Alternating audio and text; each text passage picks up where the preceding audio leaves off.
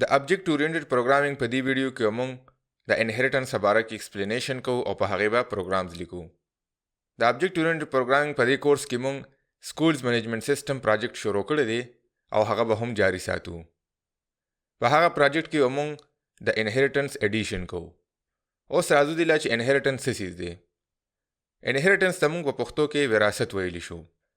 یعنی هغه څه چې هغه د والدینو نه ښکته بل چاته پاتې کیږي. په پایتان کې یا په آبجیکټ اورینټډ پروګرامینګ کې د انهریټنس څه مقصد دی؟ د انهریټنس مطلب دا دی چې موږ یو کلاس پیرنټ جوړ کو او بل هغه چایلډ جوړ کو. نو په پیرنټ کلاس کې چې کوم اټریبیوټس او میتھډز وي هغه چایلډ کلاس ته اکسیسیبل وي. یعنی چایلډ کلاس کې موږ الریډي هغه میتھډ او هغه اټریبیوټس بغیر د دوباره ډیفاین کولو نه جوړولی شو. دا به څنګه کوو؟ راځئ چې شروعات وکړو. زه راځم د خپل کوډ ایډیټر لا او کوم پروګرام چې موږ چالو کړی دی هم په هغه کې به د اپډیټ کول یا د ایډیټینګ کولو کوشش کوو. دې کې موږ تیر ځل کلاس پرسن جوړ کړو، یعنی د پرسن په نوم موږ کلاس جوړ کړو. اوس که موږ خیال وکړو نو زموږ چې کوم پروجیکټ دی سکولز منیجمنت سیستم والا، نو په دې کې د کم ټایپ پرسنز موجود دي. نو په دې کې موږ سره د سمپلیسټي لپاره موږ وو چې دوه ټایپس موجود دي، یعنی یو ټیچر دی او یو سټوډنټ دی. نو د ټیچر او سټوډنټ لپاره موږ دلته اوس کلاسز جوړو. خو د ټیچر او سټوډنټ چې کوم کلاسز دي نو دا به زموږ چایلډ کلاسز وي او موږ سره چې کوم پرسن کلاس دی دا به موږ د هغې پیرنټ کلاس جوړو. دا به د هغې پیرنټ کلاس موږ ولې جوړو؟ دا موږ ځکه جوړو چې په دې کې موږ سره کوم دوه اټریبیوټس دي، یعنی سیلف ډاټ نیم او کوم چې ایج والا اټریبیوټ دی. نو دا دواړه اټریبیوټس الریډي هم د سټوډنټ او د ټیچر د کلاس حصه ده. نو موږ ته په دوباره په سټوډنټ او په ټیچر کلاس کې د دې لګولو ضرورت نشته او موږ راځو او خپل سټوډنټ او ټیچر کلاس په دې چایلډ کلاس جوړو. زه راځم او اول زه خپل سټوډنټ کلاس جوړ کوم، کلاس سټوډنټ. اوس د پیرنټ کلاس جوړولو لپاره موږ دا طریقې کار کوو چې دلته موږ پیرنټسز واچو او دې کې دننه موږ د پیرنټ کلاس نوم ور واچو په دې طریقې سره. نو په دې طریقې سره موږ یو کلاس جوړو او هغه چایلډ کلاس جوړولی شو د یو بل کلاس. یعنی دلته ما سټوډنټ کلاس جوړ کو، دا چایلډ کلاس دی او پرسن چې دا پیرنټ کلاس دی. سټوډنټ کلاس ته د پرسن کلاس ټول اټریبیوټس یعنی ایج او کم چې نیم دی دا اکسیسیبل دي. نو دلته په دوباره د لیکلو ضرورت نشته دی، په دوباره د جوړولو ضرورت نشته دی. خو سټوډنټ سره خپل سپیشل اټریبیوټ شته دی چې هغه دلته د لیکلو ضرورت شته دی. موږ ته هغې ته موږ د سټوډنټ آی ډي وایو او بل به موږ سټوډنټ چې په کوم کورسز کې انرول وي نو هغه به هم دلته موږ سټور کوو ځان سره. دلته به زه راشم او خپل انټ میتھډ به جوړ کوم کوم د چې موږ کنسټرکټر وایو او په هغې کې به اوس زه راشم او دې کې به دننه زه څه چینجز وکړم. تاسو کتلی شئ زما ویژوال سټوډیو کوډ ما ته ډایرکټ چې دی دې کې کمپلیشن وکړو او یو څه شي نه پکې راواچول. یو خو ده ما ته د نیم چې دی الریډي راواچو، سیل پیرامیټر یې پکې واچو، ایج پیرامیټر یې پکې واچو. دی وایي چې کله هم ته سټوډنټ جوړی نو تا سره نیم او ایج الریډي اکسیسیبل دي. بیا په دې لاین کې چې تاسو خیال وکړئ نو دلته سوپر میتھډ چې دی دا کال شوی دی او د هغې نه پس بیا ډاټ انټ کال شوی دی د هغې په مدد سره او بیا هغې ته دا پیرامیټرز پاس شوي. دې څه مطلب شو؟ دې دا مطلب شو دا کوم چې سوپر کیورډ دی نو دا د پیرنټ کلاس ته ریفرنس کوي. دې دا مطلب دی چې په پیرنټ کلاس کې کوم انټ میتھډ دی زه هغه کال کول غواړم او هغه ته زه پیرامیټرز یعنی نیم او ایج د دې ځای نه پاس کول غواړم. دې مطلب څه شو؟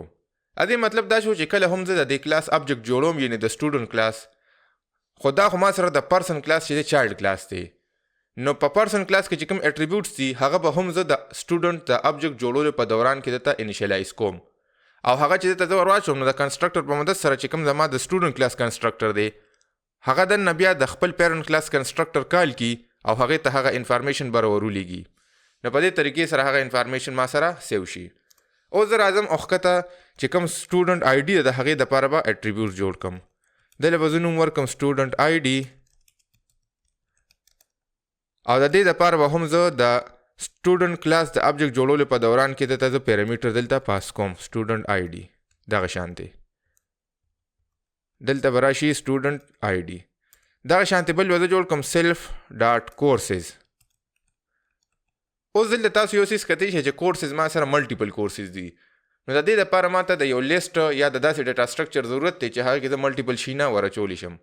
چونکې سټوډنټ آی ډي موږ سره صرف یو انټیجر ویلیو یا سټرنګ ویلیو کیدی شي نو هغه موږ سمپل یو ویریبل په توګه سټور کړه. خو دا به موږ دلته د یو ډیټا سټرکچر په ذریعه سٹور کوو. دلته به زه لیست استعمال کم. خو چونکې کله چې هم مونږ سټوډنټ جوړو نو په هغه دوران کې د کورسز مونږ ته ټوله نو نی مونږ ته پته نی چې دی په کم کورسز کې به ځان انرول کوي. نو د دې وجه دې ټایم کې به دا لیست مونږ خالی پرېږدو. تاسو داسې دوه غټې بریکټې اچولی شئ یا د دې په دې صرف لیست چې کوم کنسټرکټر دی په دې طریقه هم خالی لیست جوړولی شئ. زه به راشم او صرف دا خالی دوه بریکټې به واچوم. په دې طریقې سره به زه لیست خالی جوړ کړم. اوس که تاسو خیال کړي نو په دې کنسټرکټر کې بر دته ما د کورسز دپاره یو ویریبل نه دی رالیږلی. په کنسټرکټر کې دته زه هغه ویلیوز یا هغه ویریبل رالیږم کوم چې د ابجکټ جوړولو په دوران کې ډایرکټ دته زه ورساین کوم. چونکې مونږ وایو چې د سټوډنټ ابجکټ جوړولو په دوران کې ډایرکټ مونږ ته دا پته نه لګي چې دی په کوم کورسز کې انرول دی. نو د دې کبله مونږ د کورسز چې کوم پیرامیټر دی هغه دلته کې سټوډنټ آی ډي نه پس نه اچو بلکې دا خالی پرېږدو. او ښکته چې کوم سیلف ډاټ کورسز مونږ سره ویریبل یا کوم اټریبیوټ دی نو هغه مونږ د یو خالی لیست په شکل کې جوړ کو. اوس راځو دی چې په سټوډنټ کلاس کې مونږ اټریبیوټس خو جوړ کړل چې دی کې نیم او ایج دی چې هغه الریډي مونږ سره د پیرنټ کلاس د وجې نه اکسیسیبل شو. مونږ ته دوباره لیکلو ضرورت نشته دی. او سټوډنټ آی ډي او کورسز. خو د دې اټریبیوټس نه علاوه مونږ به اوس میتډز هم جوړو. نو زه راځم دلته او یو میتډ به لومړنی خپل جوړ کوم چې دې ته به ووایم چې انرول کورس.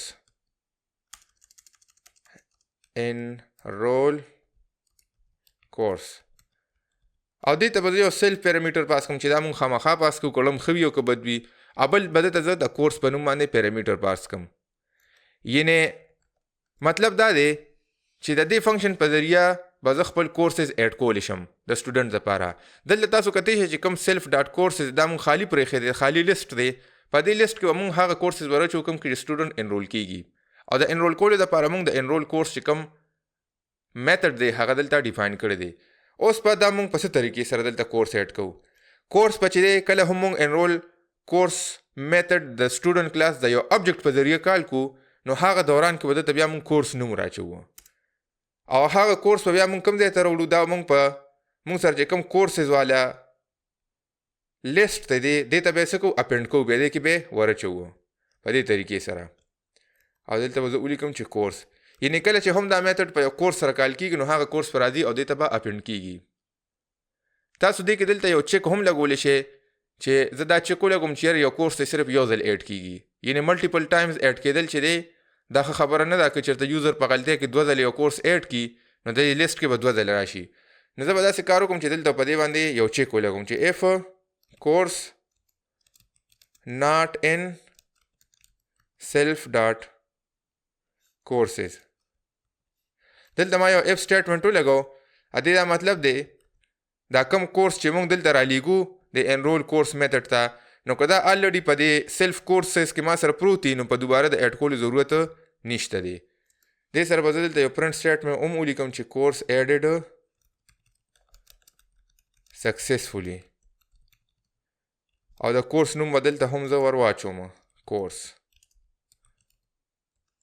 یعنې کوم کورس چې ایډ کېږي هغه به پرنټ کېږي چې دا کورس موږ په کامیابۍ سره ایډ کړه. د هغې نه علاوه زه دلته راځم او دلته به یو ایل سټیټمنټ هم واچوم. که فرض که کورس الریډي ایډ وي او په دوباره څوک د ایډ کولو کوشش کوي نو پکار ده چې هغه ته هم یو میسج راشي چې کورس از الریډي ایډډ. الریډي ایډډ یعنې موږ به دا یوزر ته ښایو چې ستا کورس الریډي ایډ دی او که ایډ نه وي نو بیا به ورته دا ښایو چې ستا کورس په کامیابۍ سره ایډ شو. په دې طریقې سره چې دی موږ یو انرول کورس میتډ ورچولی شو. اوس د دې نه علاوه یو به زه بل میتډ دلته هم ایډ کړم د ډسپلی کورسز په نوم باندې. یعنې سټوډنټ چې په څومره کورسونو کې انرول وي نو چې هغه ټول ماته د هغه میتډ په ذریعه شو کېږي. زه به راشم او دلته به اوس یو بل میتډ جوړ کړم. دې له به نوم ورکړم ډسپلی کورسز. دې ته به هم زه سیلف پاس کړم او دې میتډ ته موږ پیرامیټر ځکه نه پاس کوو چې دا موږ ته صرف ډیټا شو کوي. دې په ذریعه موږ د ډیټا چینج کولو وغیره کوشش نه کوو نو موږ ته دا ضرورت نشته چې دې ته موږ څه ایکسټرا پیرامیټر پاس کوو. زه به راشم او اول به دا چک کوم که فرض کا د سټوډنټ کورسز خالی وي نو هغه ته موږ یو میسج شو کوو چې ستا کورسز خالی دي یا تاسو کورسز کې انرولمنټ نه دی کړی. د هغې دپاره به زه یو اف سټیټمنټ ولګوم او سیلف ډاټ کورسز به زه چک کوم. که فرض کا کورسز کې څه موجود وي نو اله ماته کورسز ښایه.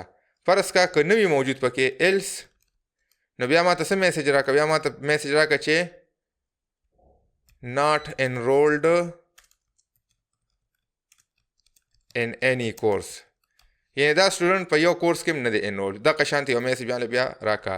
او که فرض کا کورسز موجود وي if self dot courses مطلب دا دی چې دا چې کوم چې دا کورسز د خالی دي کنه دلته که فرض کا دا خالی نه وي نو بیا به دې مال سره کوي دی ماته ریټرن کوي د هغه کورسز نمونه. یعنی هغه لیست چې کوم دی هغه به دې ماته ریټرن کوي self dot courses. هغه لیست په دې ماته ټول ریټرن کوي په دې طریقې سره. د دې نه علاوه کوم وغواړو نو د object د human readable format د representation لپاره مونږ سره چې کوم str والا میتھډ دی هغه به هم دلته ډیفاین کو چې کله هم مونږ object ډایرکټ پرنټ کولو کوشش کوو چې د سټوډنټ په باره کې مونږ ته سپیسیفیک انفارمیشن شو کیږي. زه به راشم او دلته به str والا میتھډ هم جوړ کوم.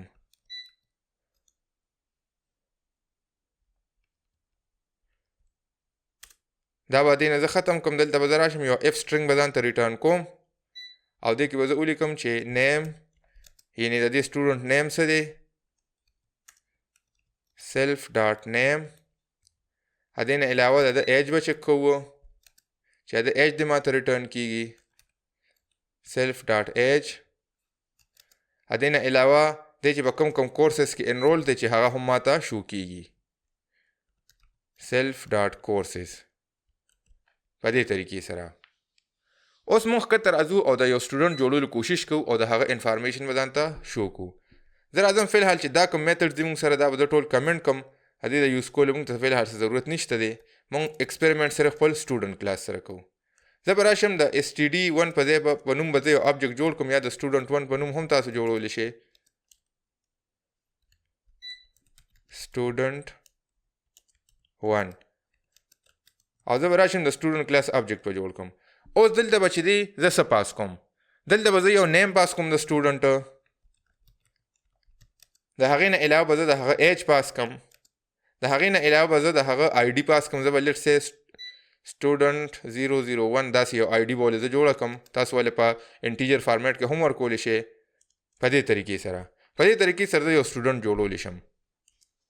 اوس زه راځم او د دې پروګرام رن کولو کوشش کوم او امید وساتو چې دې کې موږ څه غلطۍ نه وي کړې چې څه ایرر راله رانه کي. python x sms.py دې موږ سره دې ټیم کې څه غلطۍ شو نه کړه. د دې مطلب دا چې پروګرام کامیابۍ سره ایگزیکیوټ شو. زه اوس راځم او دلته د دې سټوډنټ د آبجیکټ د پرنټ کولو کوشش کوم. print student1 یعنی اوس چې په دې str میتھډ کې دا موږ څه ډیفاین کړي دي نو دا به دلته موږ ته شو کی. تاسو کتلی شئ چې دا ماته څه شو کړل نیم علي ایج 18 او کورسز خالی لیست ماته شو کړه. یعنی موږ په دې کې څه انرول کړي نه دي. اوس زه راځم او دې کې د یو کورس ته انرول کولو کوشش کوم. د انرول کولو دپاره موږ سره کوم یو میتھډ دی زه به دا کال کوم انرول کورس. یعنی زه به راشم student1 ډاټ انرول کورس او دې ته به زه څه پاس کوم. دې ته به زه د کورس نیم لیټ سې دې ته زه میتھمیټکس په پاس کوم او د هغې نه پس به زه ښکته بیا به دوباره خپل چې کوم زما آبجیکټ دی هغه به زه پرنټ کوم دغه شانتې. اوس تاسو کتلی شئ چې په لومړني دلته ماته کورسز خالي شو که بیا ماته چې کله زما میتھډ کال شو نو هغې ما له کورس په کامیابۍ سره ایډ کړه چې د ماته شو که چې کورس ایډډ سکسسفولي میتھمیټکس. د هغې نه پس چې بیا کله مونږ د کورس ایډ کېدو نه پس چک کړه نو بیا د ماته څه شو که د پکې بیا ماته میتھمیټکس والا کورس شو که. که زه وغواړم نو زه دې کې نور کورسز هم د سره ایډ کولی شم. لکه زه به راشم دلته به اوس کمپیوټر ساینس ایډ کړم. کمپیوټر ساینس دغه شانتې دا به اوس به دوباره رن کړم. دا چې ما رن که کتی شئ نو یو ځل پکې میتھمیټکس ایډ شو خو چې په دوباره کله ده کې ما کورس ایډ کړه د کمپیوټر ساینس او بیا مې هغې نه پس دا آبجیکټ پرنټ کړم. تاسو کتی شئ چې دې ماته میتھمیټکس او کمپیوټر ساینس دواړه پرنټ کوي. یعنې دې مطلب دا دی چې د انرول کورسز په مدد سره موږ څومره وغواړو نو په هغې کې زه سټوډنټ انرول کولی شم. دلته موږ د سټوډنټ صرف یو آبجیکټ جوړ کړی student1. که موږ وغواړو نو student2 آبجیکټ هم جوړولی شو یعنې د دویم سټوډنټ دپاره یا د بل سټوډنټ دپاره. زه به راشم او دلته به دا کاپي کړم او دې کې به صرف دا ویلیوز چینج کړم داسې ډایرکټ. د علي په دی به زه خان کړم ایج به لیټ سې زه 30 کړم او دله به زه رول نمبر یا د آی ډي به زه 2 کړم. زه به راشم دلته چې دا student1 چې دا به هم 2 کړم. دې ځای کې چې دا به هم زه 2 کړم. انرول کورسز دی چې دی نو دې به موږ فی الحال په میتھس کې انرول کوو. دغه شان دا به زه 2 کړم دا به هم زه 2 کړم او د دویم کورس موږ د کمپیوټر ساينس په بل سکولټ سي دی په فزکس کې انرول کو او د بخته ز بیا د قشانته پرنٹ کوم او تاسو کته چې دا انفارمیشن ټول د سټوډنټ 1 مطابق دی دا د سټوډنټ 2 مطابق دی زه راځم او دلته د پرنٹ کول اوس کوشش کوم دته استاد په غور سره وګوره دا ما رن کو دا چې ما رن کو نو تاسو کته چې لومبه د ماته د الی کورس زو خول خالی بیا د ماته چې کله میتھمیټکس کورس اډ شو نو بیا د ماته کورس او خول هغه کې میتھمیټکس راغلی بیا به کوم کمپیوټر ساينس د الی د پار اډ کړی دی نو هغه هم مونږ ته شو چې کمپیوټر ساينس پکې هم راغلی دی د هغه نه پس بیا مونږ یو نوې سټوډنټ جوړ کړ چې هغه مونږ خان نوم ورکو خان سره کورسز نو خالی بیا چې کله هغه ته مونږ میتھمیټکس اډ کو او هغه مونږ پرنٹ کړو میتھمیټکس یې مونږ ته شو کو بیا چې کله هغه ته مونږ فزکس پرنٹ کو فزکس هم ورته اډ کو د هغه نه پس بیا پرنٹ کو نو دا بیا مونږ ته دوانه شو کړل مطلب چې دی اوس په میتھمیټکس او فزکس په دوانو کې مونږ سره انرول دی نو په دې طریقې سره چې مونږ وغواړو نو هر څومره سټوډنټ اډ کولی شو او هر څومره کورسز هغوی ته اساین کولی شو نو په دې طریقې سره زمونږ انهریټنس کار کوي تاسو وکتل چې په څه طریقې سره مونږ یو کلاس د بل نه انهریټ کوي نه د هغه پیرنټ هم جوړ کو او بل هم د هغه چایلډ جوړ کو او څه طریقې سره زمونږ پیرنټ چې دی هغه ټول خصوصیات چایلډ لور کړل او د هغې نه پس په چایلډ کې بیا مونږ خپل خصوصیات یعنې پراپرټیز او میتھډ هم ډیفاین کړل د هغې نه پس مونږ ابجیکټ جوړ کړل او په هغې باندې میتھډز کار کړل او په دې طریقې سره مونږ انهریټنس انډرسټینډ کوو مونږ د ټیچر کلاس خبره هم کړې وه خو چونکې دا ویډیو ډېره اوږدېږي نو د دې وجې به ټیچر کلاس او د هغې نور څه امپلیمنټیشن په نیکسټ ویډیو کې کوو د هغې نه علاوه مونږ سره چې کوم اسوسییشنز اګریګیشن او کمپوزیشن وغیره یعنې د کلاسز په خپل منځ کې ریلیشنشپس دي نو هغه به هم مونږ په نیکسټ ویډیو کې یعنې کوم کې چې مونږ د ټیچر کلاس امپلیمنټیشن کوو نو په هغې کې به هم مونږ د هغې څه استعمال کوو په دې ویډیو کې تاسو زده کړل چې انهریټنس څه څیز دی